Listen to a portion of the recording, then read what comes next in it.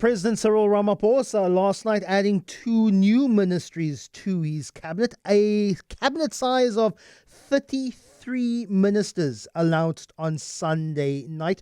Remember, in 2018, Cyril Ramaphosa vowed to cut the number of executive position posts. Also in 2018, the Democratic Alliance called a bloated cabinet a patronage cabinet. They are now part of that government of national unity, that cabinet that includes 20 members of the ANC, 6 of the Democratic Alliance, 2 IFP ministers, 1 minister from Good, 1 from the Freedom Front Plus, 1 from the Pan-Africanist Congress, and 1 from the Patriotic Alliance. Over the course of the next few days, we'll unpack these a little bit more, particularly going sector by sector and what the response is. But let's get some immediate response from Dr. Ebrahim Harvey, political analyst, with the promise of a smaller cabinet, with the DA saying in 2018 that we cannot have a cabinet that is bloated to the size of 33 cabinet members. There are 43 deputy ministers' positions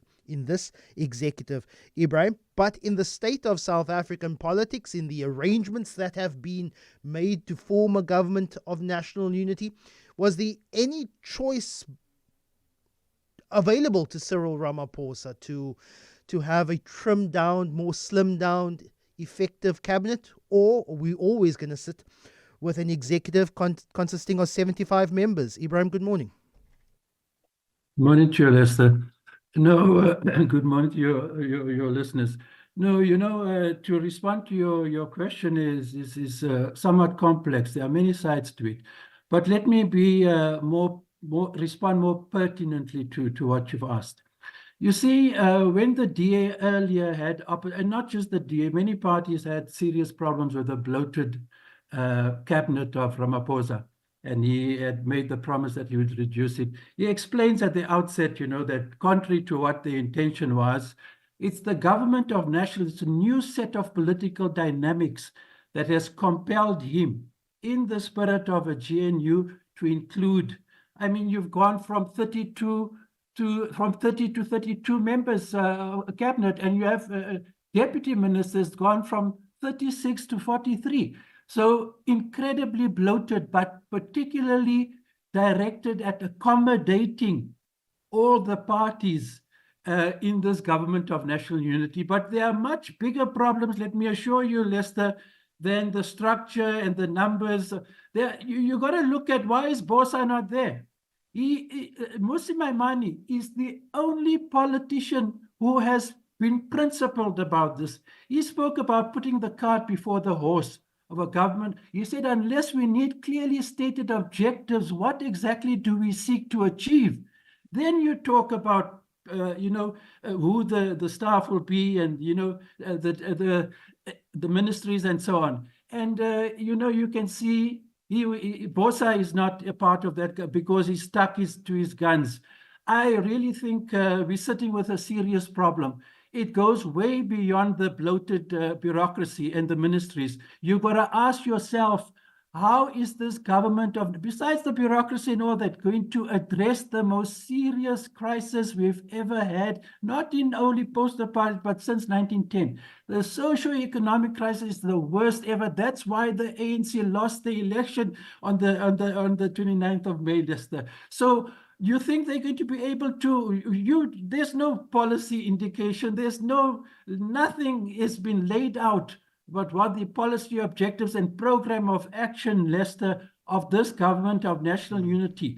Now, it's a key matter that you have to address, really. I think it's one of the biggest problems that is going to face this government of national unity. But wouldn't that policy certainty, that policy congruence on what a GNU wants and what ministers will deliver, won't that only come out when there is this national dialogue that's being planned with political parties, members of this government, ministers and civil society? Only is that when a program of action going to be mapped out. But that is, you're looking at a long-term thing. if you're going to go with the dialogue, the processes, I mean, Becky Tabo was the first person to talk about this a month or two ago, and a lot of people have jumped on the bandwagon. I think without thinking very clearly, you're looking at a very lengthy process of policy formulation and cohesion and agreement. Let's not be naive about it. And right now, you needed a GNU to get to grips with the worst socio-economic crisis, which is why the black working class majority dumped the ANC and they lost the 29th. So, that is a long process. When you think that thing is going to run its course and come out with a clear policy formulation, no, you see, it's a problem. It's a problem. And Ramaphosa, well, he tried to accommodate you. Very interesting appointments that have been made, I'll tell you. I don't think Steenhuisen is the most important. The most important politically charged appointment, very significant, that was made is the one that is occupied by Leon Schreiber, Home Affairs, and basic education. I mean, Harube replacing Angie Motshekga, she was really a disaster in many ways. So I think those are positive developments. We've got to see what comes from it when this thing kicks in, the government of national unity. The Democratic Alliance, at least from what we know publicly, the only party actively negotiating with the ANC and President Ramaphosa on what its wish list were. Judging by what they asked for, they did not get. The Democratic Alliance not being involved in any of the economic strategizing of the country. They got departments that see to the day-to-day running, essentially the operation side of this government. It's communications, it's basic education, it's home affairs, it is public works and infrastructure. John Steenhuisen is now the Minister of Agriculture. Do you think that the Democratic Alliance could be disappointed from what it initially asked from President Cyril Ramaphosa?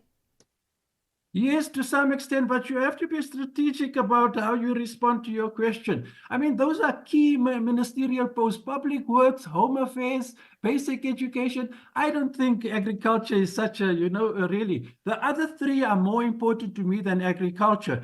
And the other thing is, it's not about the wish list, Yes, they have unless I've got it wrong, they have the Deputy Minister for Trade.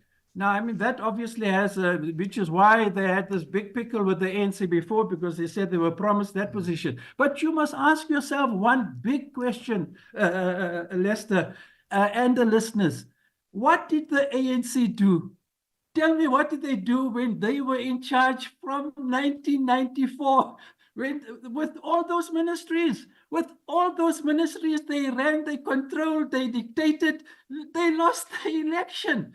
You see, so it's not about, what position you occupy. They failed to deliver when they commanded all those ministries. It's very important to take this into cognizance, Lester. So let's see what's going to happen. I just think we're going to have lots of ructions. And if you haven't asked about the opposition benches, the MK, the EFF, they are furious now. Julius Malema tried last minute to strike a deal. And basically, Ramaphosa said, go to hell. And he went to the DA. And he went to the DA. Why?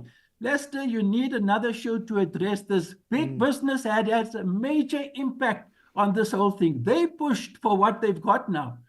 Don't ignore that. They pushed for a DA-ANC government that they thought would best look after the interests of what is called a white monopoly capital or the economic business elite. And they got it. You got to look at, you must read Alan Busak's piece, Is the Fog Lifting, in African News Global 2 days ago.